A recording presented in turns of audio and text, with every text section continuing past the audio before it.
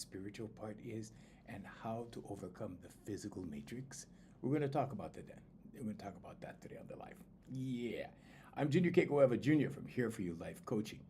So the physical matrix, what is that? Well, that's the physical world we live in. What's the spiritual part? Whatever you call this in here. You can call it a spirit, you could call it energy, it's all of that, okay? Soul, some people say it's a soul, okay? Well, if it is, then what anchors it in the physical world? Your body. Your body anchors it in the physical world. People who feel you have to work hard. Why? Because somebody told you you had to work hard.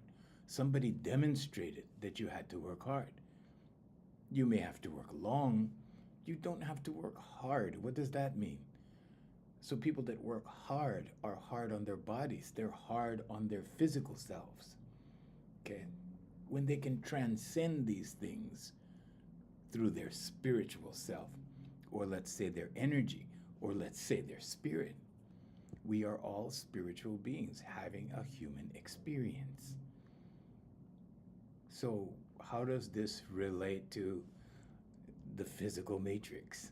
Well, the physical matrix will ground you in there. So you know when you're at home, right? Well, let's give you a better example. When you're in a church, when you're in a place of worship, you know how you feel, right? You feel good.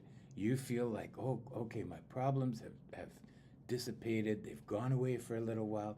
And then you walk back outside and you're in the physical matrix. Now you have a schedule to follow. Right? Now you have work to go to. Now you have family functions to go to. Now you have these physical things that you do that are part of the physical matrix. Okay? When you are at home, when you're by yourself, when you have your thoughts, you're not a part of the physical matrix. So when I have my sessions with my clients, we have amazing sessions. We have amazing breakthroughs. And then they go back to the physical world, and guess what? They get sucked back in the physical. Why? Because we have time. Time is an illusion. Time is a human construct. But time is how we keep society functioning. So it's necessary. Now, what's the key here? The key here is to understanding, okay, or to stand under the fact that time is an illusion. You have to understand what you're a part of. Many people do not understand what they're a part of, and they keep going on that merry-go-round, okay, or the mouse wheel. I call it a mouse wheel. What's the mouse wheel? Monday through Friday, you have a schedule. You wake up at a certain time, you eat breakfast at a certain time, you go to work at a certain time, you come home at a certain time, you feed the kids at a certain time, you go to bed at a certain time. And that schedule repeats. Maybe 5 days a week. If you have 2 jobs, insert that in there somewhere.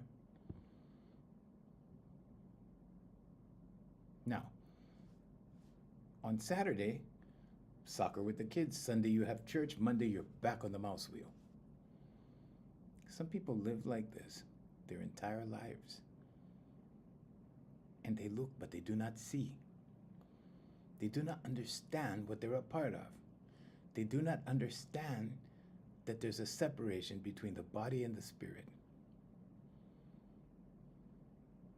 Because they're observing themselves as physical instead of spiritual. When you live a spiritual life, it doesn't mean going to church. It doesn't mean going to temple. It doesn't mean those things. It doesn't mean meditation. It's part of it. Church is part of it. Praying is part of it. But that's not what it is. It's recognizing the fact that everything is energy. When you come from the energetic principle of life and you start to view things as energy, guess what? When money starts to go out, you see it for what it is. There's a negative energy pushing it out. When you change your energy, When you can observe these things in real time, guess what happens? You have to change your energy. Then what? Then money comes back in. So you have to pull yourself out of the box and look back in. Pull yourself out of the physical matrix and look back in. Now you can navigate more easily, more clearly. Money comes back in, things come back in. Good morning, Rosanna. Everything comes in when you approach life from the energetic level. You can also see when others affect your energy. You can also, thank you, Rosanna. Thank you. Nice to see you. You can also see when others affect your energy.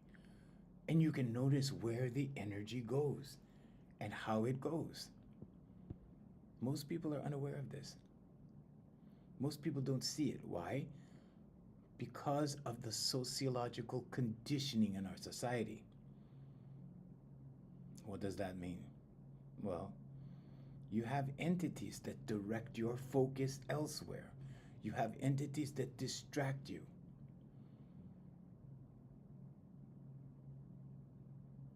You have TV news. You have other entities. You have politics. You have church. You have organizations and clubs with missions. All of these things distract you and hold you and keep you in the physical matrix. Part of it is necessary. But the ability to pull yourself out and look back in is the freedom. The freedom to observe your thoughts and observe emotions rather than engage with them. Okay? It's important. How do you do that? Affirmations, meditation, vocalization, and visualization, the 4 pillars. When you can become the observer, emotions go right through your body. You feel the emotions, you feel the negative emotions, you feel the positive emotions, and you allow it to go right through your body. It feels like electricity, a little bit of it. You know, it just feels like, ooh, you feel that feeling, and you allow it to pass. You allow it to go. Because at this point, you're observing. Yesterday, we talked about the mathematical equation to luck. What is that? Luck equals attention plus intention plus emotion. It has to happen. It's universal law. Jesus talked about it in the Bible. Gautama Buddha talked about it. Krishna talked about it. The Indian philosopher Shanakwa said, your feelings are your God. What does that mean? Well, that means your feelings will dictate what happens to you. So how are you feeling? How are you thinking? Gautama Buddha also said, the man or woman that sees life as an illusion escapes suffering. What's the illusion? The physical matrix is the illusion.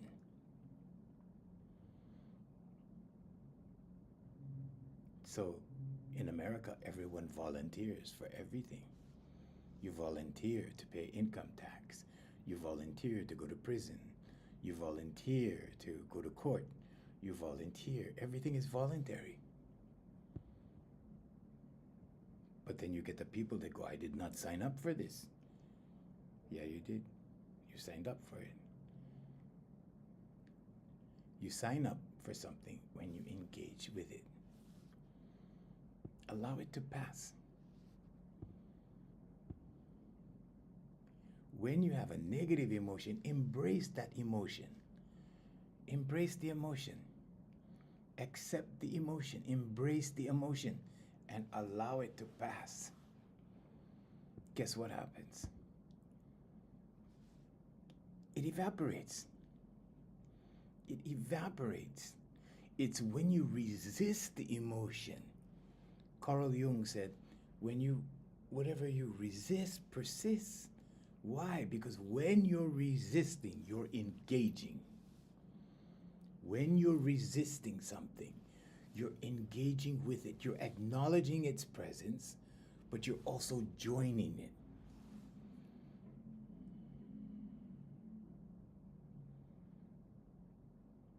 It doesn't matter if you're studying Carl Jung. It doesn't matter if you're studying Sigmund Freud. It doesn't matter if you're studying Gautama Buddha. It doesn't matter if you're studying Krishna. It doesn't matter if you're studying Jesus. They all said the same thing. They all said the same thing because it's in reference to this one, to the human being.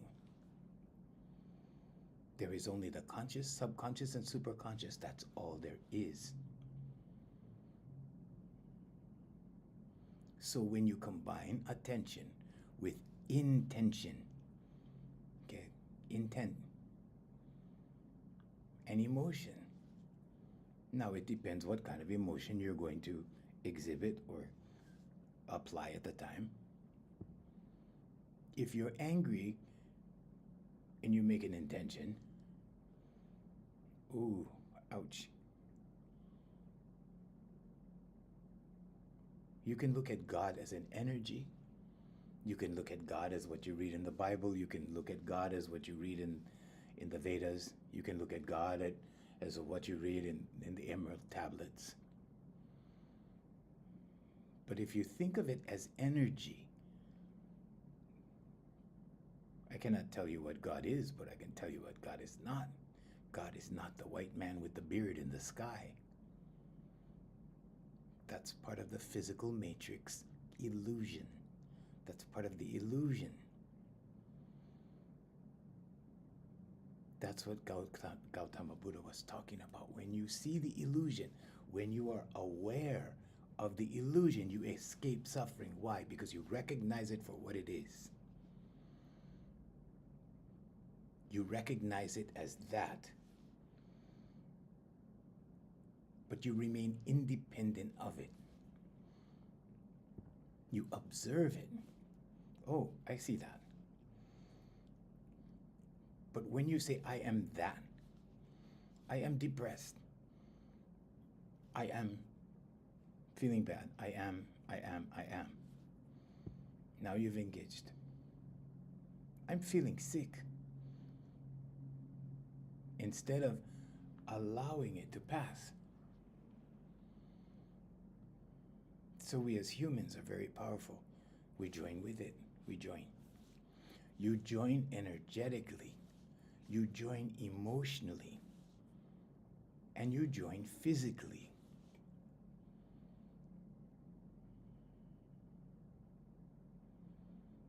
So now let's take a look at the negative emotions. Okay, so I have my list here because it's a long list. So this is the 50 percentile. This is the middle. These are the good emotions. These are the negative emotions. The good emotions over here at the very high point is love. What is the very bottom? Do you think it's hate? It's not hate. It's fear. Fear is the opposite of love. Okay, but right here at 50%, if you want to go right here, what is the first good emotion? Satisfaction. Then hope, enthusiasm, excitement, passion, joy, gratitude, peace, and love.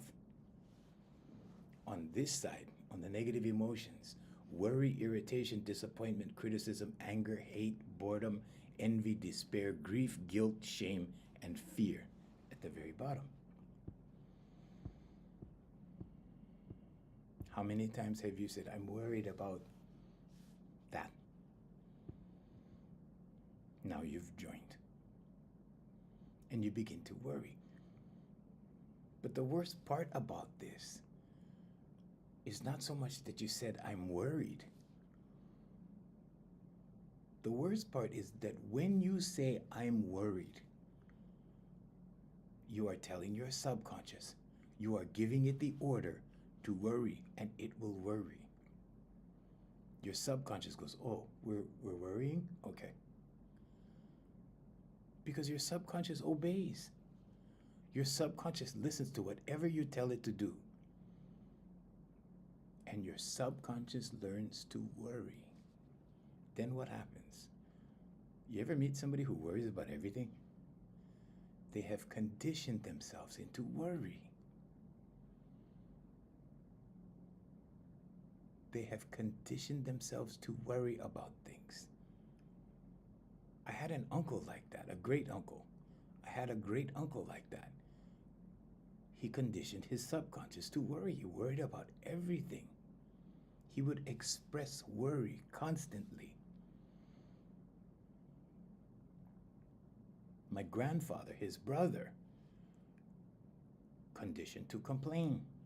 He complained about everything, everyone, everything he saw that he didn't like, he complained about, openly, verbally, and his subconscious stored that program and kept reinforcing that program.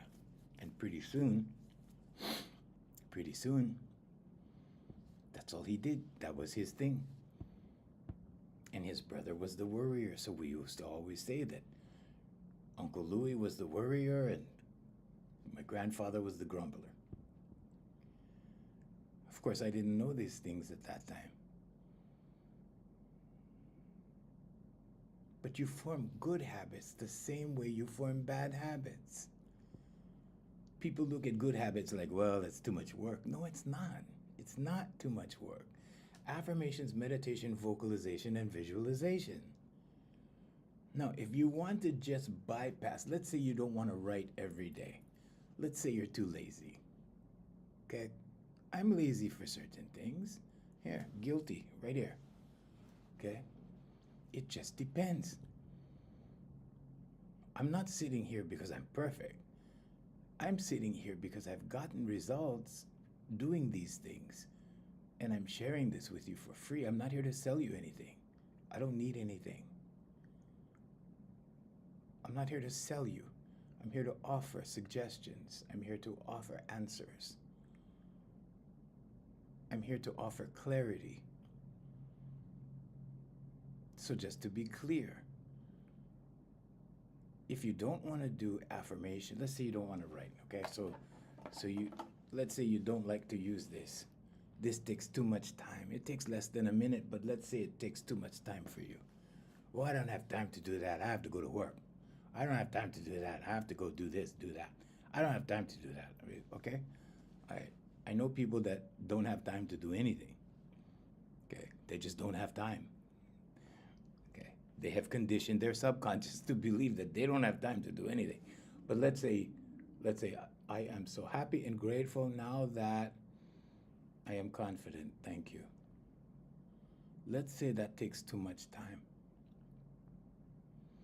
to write once a day in the morning and then read out loud once every night before bedtime. Let's say that's too much trouble for you.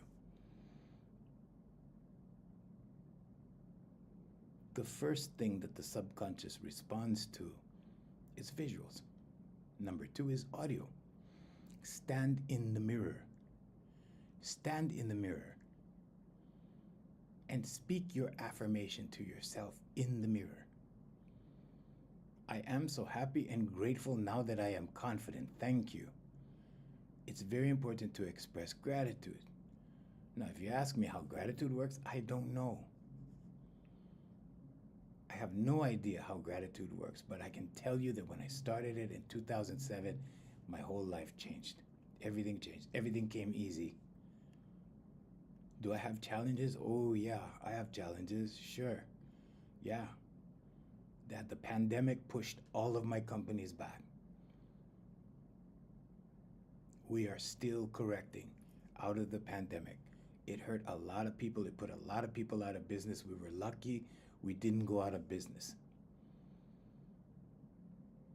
Knowing these things, doing these things does not mean that your bank fills up with millions of dollars. It doesn't mean that It doesn't mean that you acquire all kinds of real estate. It doesn't mean that you do all those things or you get all those things. It doesn't mean that. But what it does is it liberates you. It liberates you from misunderstanding. It liberates you from trying to figure out why these things are happening. Why is my wife acting like this? Why is my husband reacting like that? Why are my children doing these things? What can I do to fix it? What can I do to remedy it? That's why grandparents hire me to work with their grandchildren, because they want their grandchildren to straighten out. What do you mean straighten out? Well, if you don't have a rudder on a boat, the boat goes like this. It goes anywhere. It's aimless. If you put a rudder on the boat, now you can go here. Now you can go here. Now you can go here. If you have a target, you can aim. If you don't have a target, guess what? You're living a random life. If you're living a random life, what happens? Well, let's wake up tomorrow and see what happens. Let's see what happens. And then something happens and then you react to it.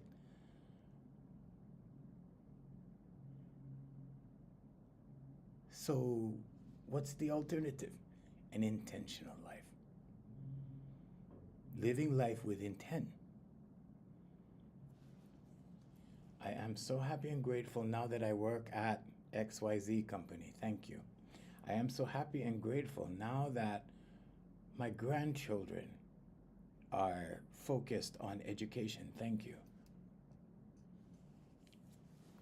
I have this 17-year-old client. I'm so proud of him. I just saw him on Saturday. I'm so proud of him. You know, when I met him, he didn't care about stuff. And now we're 4 months down the road. He starts asking questions. You know, when I showed up on Saturday, he was clean shaven, he was dressed nice. I was like, whoa. But this is what happens when self-esteem begins to rise. How does self-esteem lower? Your subconscious is highly impressionable. You think you're not sensitive? You think you're one of those big tough guys?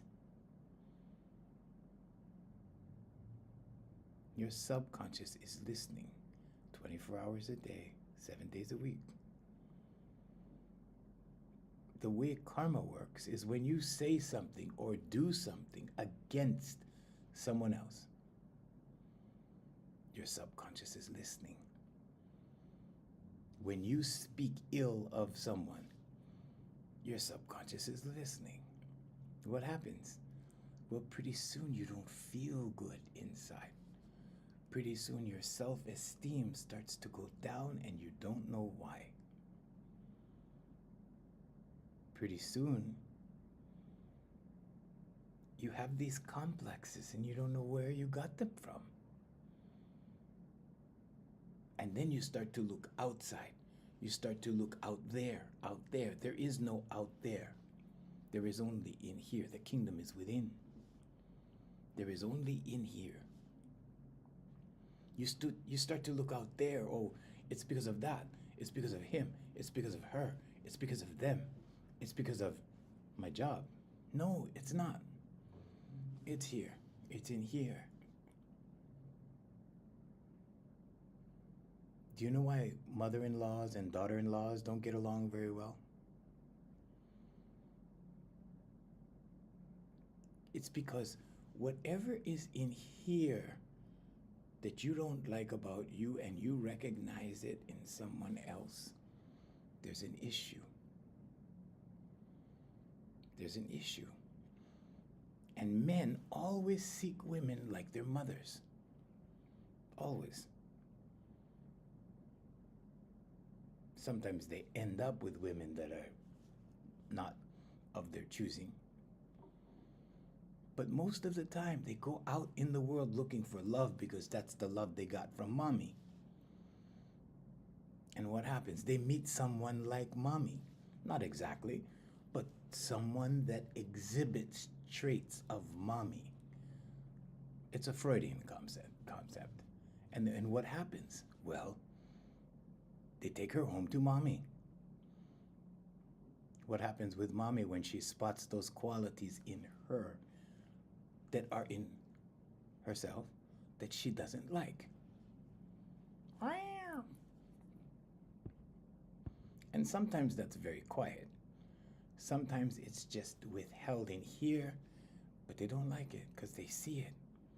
So when you see something in someone that you don't like, understand that it's something in here that you don't like about you.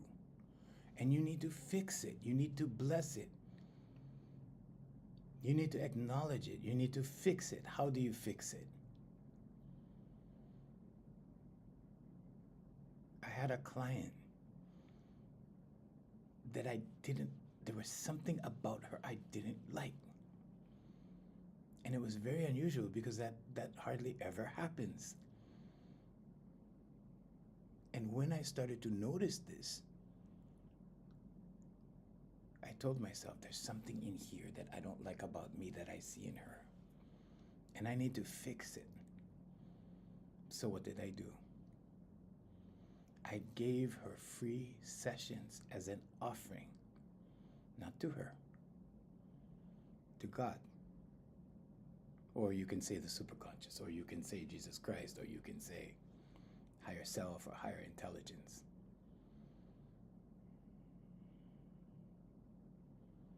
And in that sacrifice, there is ho'oponopono. I'm sorry, please forgive me, thank you, I love you. And I say it in my mind as I am teaching. And pretty soon, guess what? It went away. Why? Because I started liking her. I started appreciating her. I started looking forward to the next time I saw her. Whereas before that, I couldn't stand her. But I had to do the job because she was my client. But the problem was in here, not in her. It was in here. So when you see something in someone that you can't stand, you have to, first of all, accept it. Second of all, identify it. Third, release it. You can release it through prayer. You can release it through ho'oponopono. I'm sorry, please forgive me, thank you, I love you. You can release it through offering. Who are you offering to? You're offering to God. You're providing a service. When you help others, you're helping God. How? Well, because God lives in here. God lives in her. God lives in you. God is not out there, up there. That's a human construct. God lives in here. So when you're being kind to someone else, when you're being generous to someone else, you're serving God. Or let's say higher source, higher intelligence, infinite intelligence. There's so many labels. Superconscious. But when you do that, that's what you're doing. When you help someone, you are pleasing God. Now, God does not judge. God does not punish. So many people think, oh, God, my mom used to tell me when I was young, God is going to punish you. I'm like, God never punished me, ever. God is love. God cannot punish. That's not God's job. God doesn't punish, ever, ever. When you read the Old Testament of the Bible, that's not the God. That's not the Most High. That's not the Most High. Do your research. That's not the Most High. That's not who they're speaking of in the Old Testament.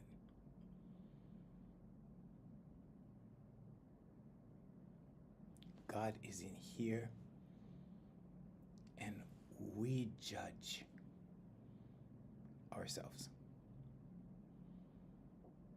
God does not punish. We do. How do we punish? Well, through our subconscious. Our subconscious that learns in repetition, that keeps doing the same thing, getting the same results. And if it's negative, we keep getting punished. Why?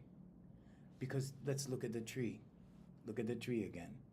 The roots of the tree is your subconscious. Okay, your core beliefs go into your subconscious. The trunk of the tree is your paradigm. The way you see the world, the way you understand things, based upon what you believe. And then what are the fruits of the tree? Your actions. Actions and habits. And what is insanity? Insanity is working on the fruits and working on the actions, thinking that you're going to get better results when everything is coming up from the roots and you don't change the roots, right? Doing the same thing over and over, expecting better results. That's insanity. Cannot happen. Can you perform different actions? Sure. You're going to get temporary results. The only way you get permanent results is by changing the core beliefs, the roots, the subconscious.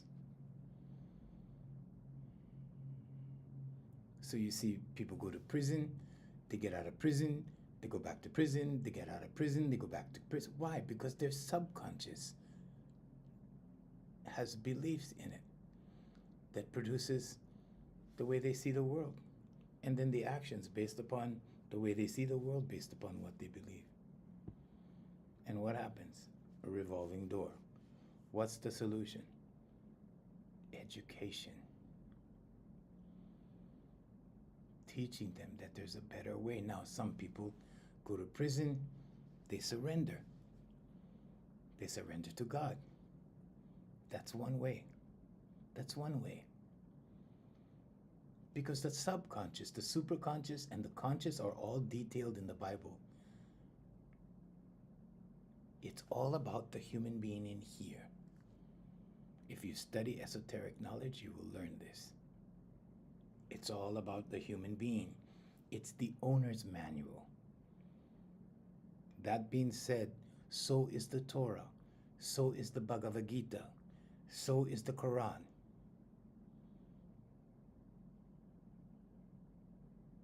They all contain the same message. Some have more violent messages than others. Some have peaceful messages. Some have both. You have the Old and New Testament. But there is wisdom. There is wisdom in all holy books, and all holy books point to this in here, the inside. Not to this out here. Many of those are allegories that teach in metaphor.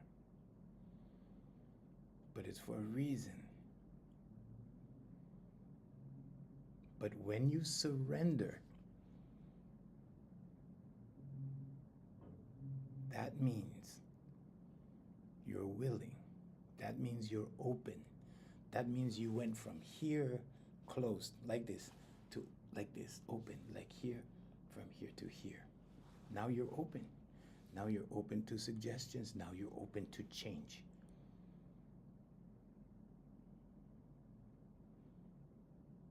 We get comfortable doing the same thing over and over and over. We get comfortable. Change is very difficult for humans. Very difficult. Because we like the rut that we're in. We like that drama. Drama represents challenge. For some people, if they don't have drama, they're not happy. Why? Because that's what they're used to. If you're used to drama and all of a sudden life is calm and peaceful, there's nothing to do, some people could get bored. Is it wrong? Is drama wrong? No, it's not wrong. It just is. Is calm right? It's not right or wrong. It's just the way it is. Nothing is right and wrong. It's just the way it is. You get into morals. You go, okay, well, according to this group, this is wrong. According to this group, this group over here, that's wrong. Over here in this other group over here, women dressing in regular clothes is wrong. We're going to cover their whole bodies.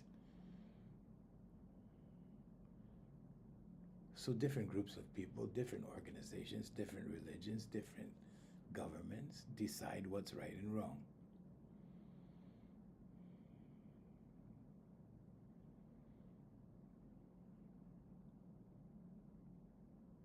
For you, you need to figure it out for yourself. So you look at the results that you get from the fruits of the tree. You will know them by their fruits. Or you will know them by their actions. Because why? Because actions produce results. Okay?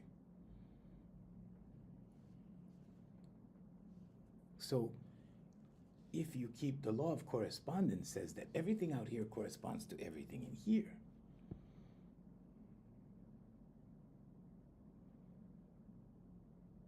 So if in here is not good, if in here is filled with tension, anxiety, stress, out here things will be the result of stress and anxiety. How do you remedy that? The fastest way is through your voice. The fastest way to get rid of anxiety, to purge negative energy, is through your voice. Frequency is real. Frequency is very real. We are frequency beings. Frequency is very real. So when you change your frequency, you don't see the same people anymore. You're not around the same people anymore. You're not around the same environment anymore. Your environment automatically changes. Why? Because your frequency raises and you gravitate to something better or something higher or something lower in certain cases. How low can you go in society? Well, you can go homeless, and then there's prison, and then there's graveyard. That's the low side. What's the positive side? What's the high side? Well, there's no limit. There's no limit on how much money you can make.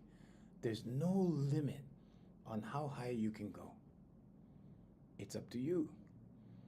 Some people get pretty high up there. And when I say high, I just mean high income, high responsibility, a lot of responsibility. My clients are high, what I call high power professionals. I call them that. They don't call themselves that. But they have professions where they're in charge of a lot of people. They're attorneys, they're CEOs, they're doctors. I have a psychologist. That's one of my clients. And even though he knows more than I do about this one, right? Or at least he knows the more technical aspects of it, or the more technical explanations of it. I turned his whole life around in a matter of 5 months, and he's still with me. And he's a doctor, he's a psychologist, but he's a client of mine. It's an honor to have him. It's an honor to be able to serve him. But you would think, wouldn't he have all of this figured out already? You would think. The point is, we need each other as human beings. We need connection as human beings. You just need to be selective with what you join with what you engage with, energetically as well as physically. Swanee, good morning. You can energetically engage with someone or something with a thought, with an emotion, and totally be unaware of it until you're smack dab in the middle of something. And then you're unaware. How did this happen? How did this happen for me? How did I get in this mess? Or how did I create such a beautiful situation? It's not always bad. Okay? But until you have a higher awareness or a greater awareness, you won't be able to see the synchronicities. What are synchronicities?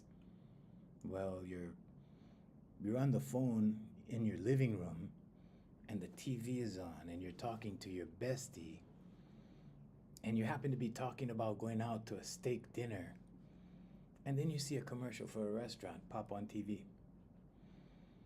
Coincidence?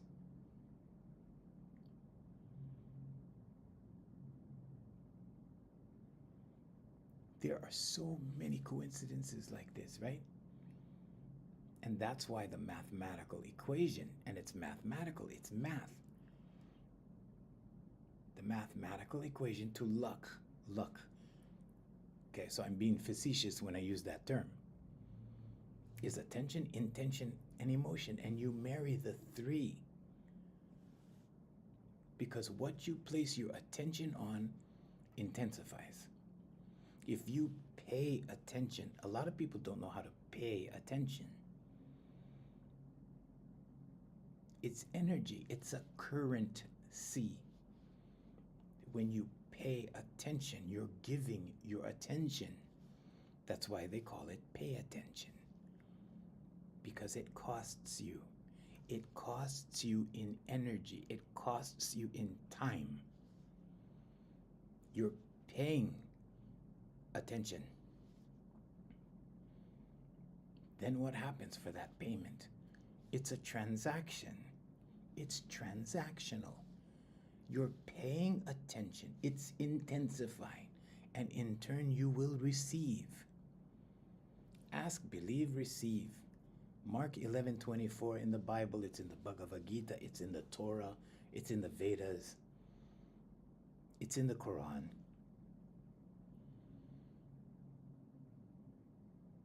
Ask, believe, receive. When you ask, you are paying attention. You need to meditate as well. What is meditation? Meditation is listening. What are you listening for? Divine guidance. Because when you ask, you will get the answer. If you're asking for a material thing, you will get the answer on how to go about it to get it. So let's say it's a new car. I am so happy and grateful. Let me use my pen for a visual. I am so happy and grateful now that I have a new car. Thank you. Your subconscious goes, oh, new car? That's what we're doing? Okay. Now your subconscious works with the superconscious or God. And your subconscious has the topic, new car. And the superconscious goes, well, maybe you better save money. And you get that thought. The superconscious goes, well, maybe you should go test drive a car. Your superconscious goes, maybe you should get another job because then you want to have enough money to get the car and be comfortable. And now what? Well, now you follow the baby steps according to divine guidance, according to what you are being told. Now, if you're too busy here, you need to settle this one. Too much stimulus. That's where meditation comes in. Meditation is not thinking. Meditation is to practice observing, to become the observer. And how do you do that? Well, the thought starts to come and you visualize it as a cloud. That's one way.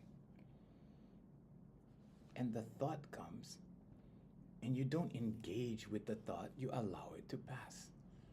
And the other thought comes, and you allow it to pass, and emotions come.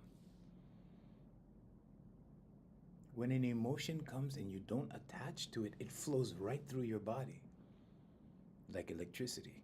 It just goes right through. You feel it. Sometimes your body kind of tingles a little bit, and you allow it to go.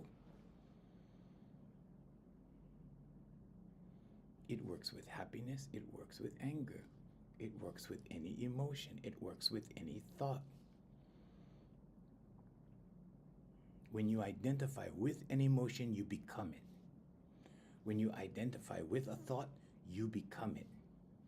You become part of it. You engage energetically with it.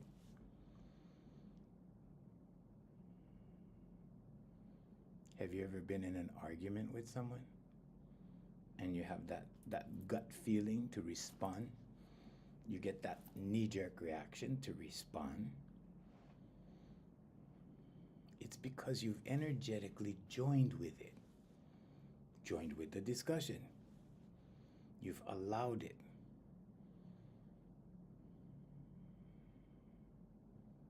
How do you detach from it? Affirmations, meditation, vocalization, and visualization.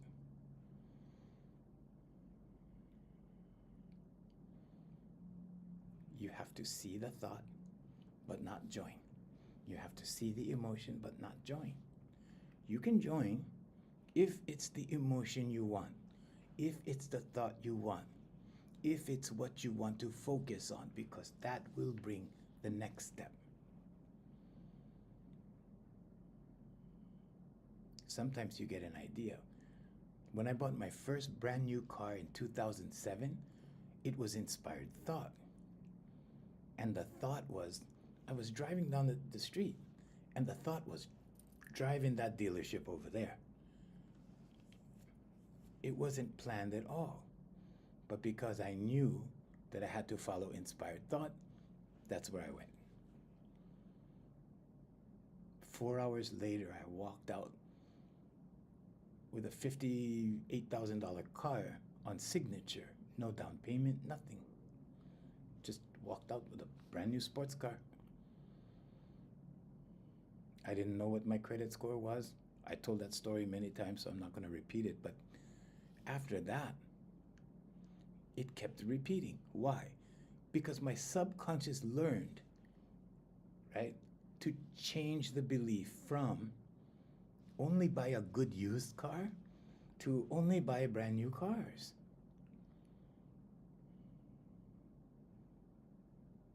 So some people go, well, that doesn't make sense because when you drive it off the lot, it depreciates.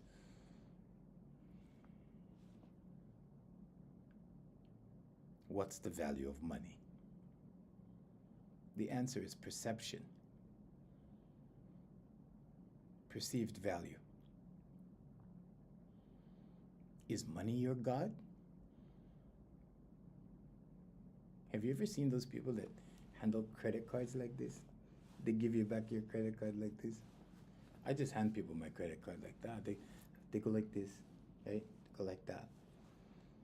They're worshiping the card because the card represents money. What does that tell you about their attitude towards money? Money is an energy. Money serves a purpose. Money is a unit of measure. It's not your God.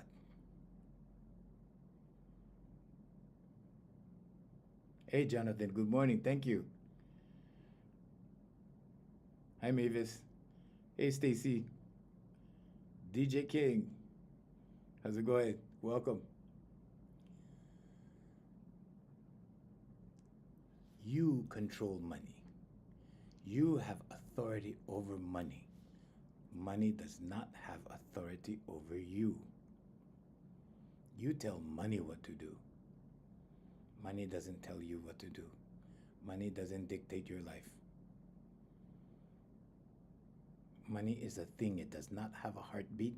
It does not have a soul. It does not have a spirit. But it is an energy.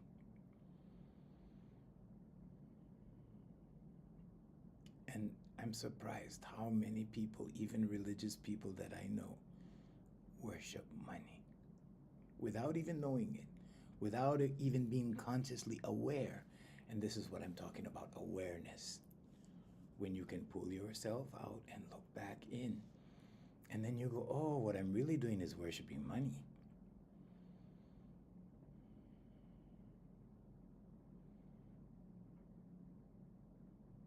So how do you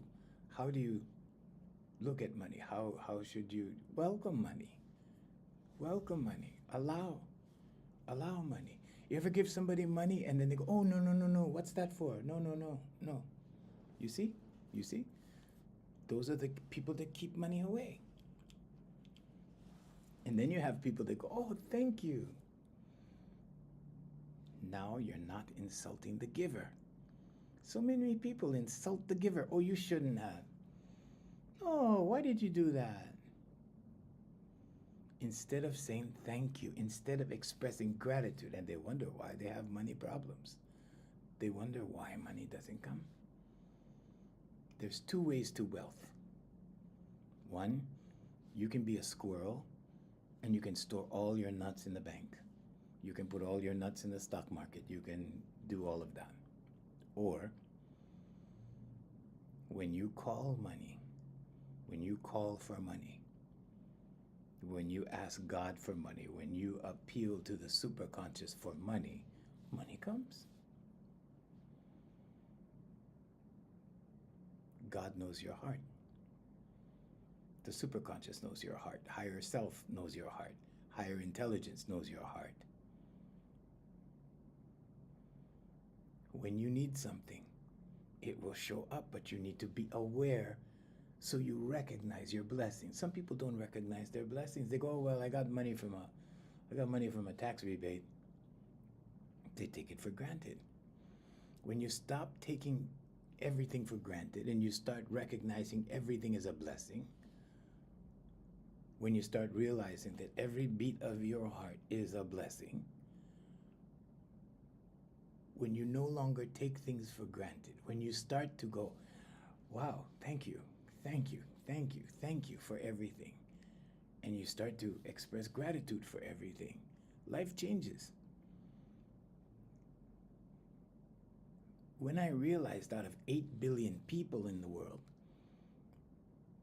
very few have hot running water, I started thanking God for the shower in the morning, for the hot water, for the shower itself, for the water, for the running water. There's so many people in the world that have to take a shower, take a bath in the lake, in the river, in an outhouse. When you start giving gratitude for everything, when you don't take things for granted, life changes. Because now you're applying the spiritual aspect of life rather than the physical. And you're no longer grounded in the physical matrix. You're liberated from that because now you can see, you can look down on it. Whatever you call this in here, you want to call this a spirit, you want to call this energy, this is a human experience. These are instruments.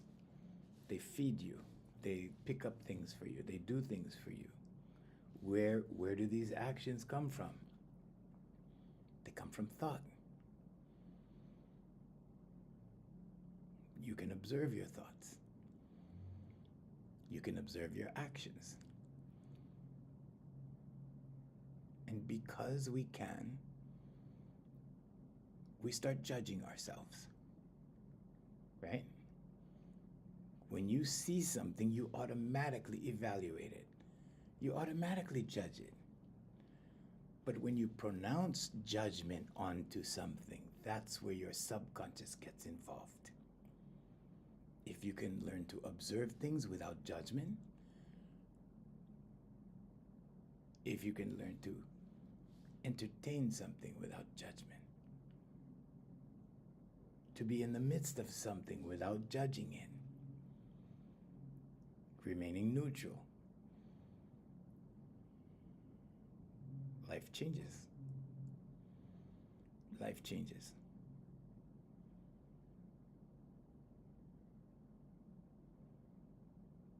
So today we've been talking about the difference between, or the separation of, the spiritual and the physical. We live in a physical matrix. Structure is important, structure is necessary. But if you believe you belong to the physical, if you start believing that the physical is the only thing, then this has no value. If you live an energetic life, guess what?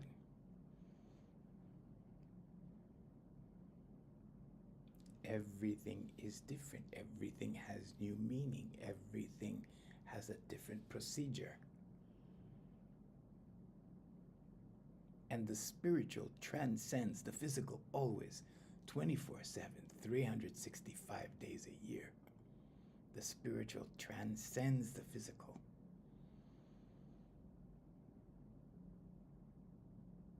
There's too many examples to give. So the next time you feel sick, allow that feeling to pass.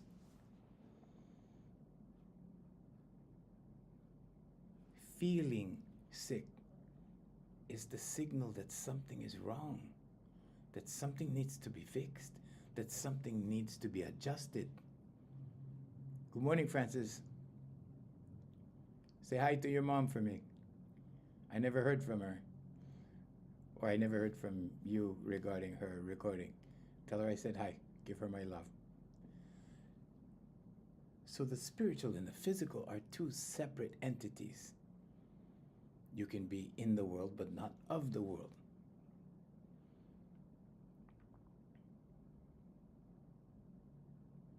Thank you, Francis. Take care. Allah. How are you in the world and not of the world? You can be in the world and not of the physical matrix. You can be in the world and aware that you yourself are awareness. And you are only here for a short time. We're all here for a short time, and then we all become topsoil. All of us. No exceptions. So how are you going to live? How are you going to navigate? How are you going to make the most of this physical and spiritual existence?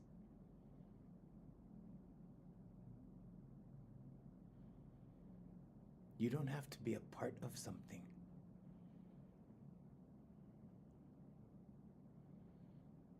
You can be totally independent of everything and still navigate everything and still have everything come to you and still live all of your dreams and still do everything you want to do.